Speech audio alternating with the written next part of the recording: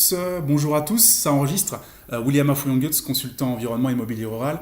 Très courte capsule vidéo sur les projets tramway dans les petites agglomérations, comme Besançon, Dijon, Clermont-Ferrand, Tours, en Indre-et-Loire, etc. Je réagis puisque là on a un projet de deuxième ligne à Tours qui est totalement inutile. Donc vous allez choisir le bus et abandonner le projet, l'idée tramway, pour la simple et unique raison que devrait se poser tout organisateur, toute autorité organisatrice des transports, ce qu'on appelle les AOT dans le jargon. Est-ce que vos bus, est-ce que vos lignes de bus sont remplies? Est-ce que les bus sont remplis? Première question. Est-ce qu'ils sont saturés? Bien sûr que non. Si on prend l'exemple de Tours, on a en moyenne, entre chaque station, là je parle de comptage simple, on a entre 10 et maximum 60 personnes dans les bus.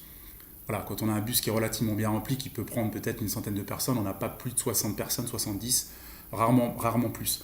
Quant au tramway, c'est la même chose, à peine plus. Il m'est rarement arrivé de voir plus de 80 personnes dans le tramway à Tours.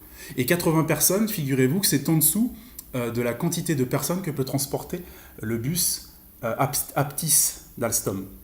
D'accord, donc j'y reviens rapidement juste après. Donc première question, est-ce que les bus sont saturés? À Tours, comme dans toutes les autres petites agglomérations de France, la réponse est non.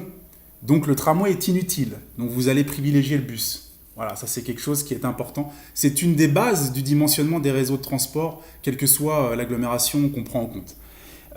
Deuxièmement, informez-vous sur les constructeurs et sur les performances des véhicules bus nouvelle génération qui sont proposés. Il y a plein de bus qui ne sont pas polluants, donc il faut le savoir. Je vais être très rapide sur cette vidéo.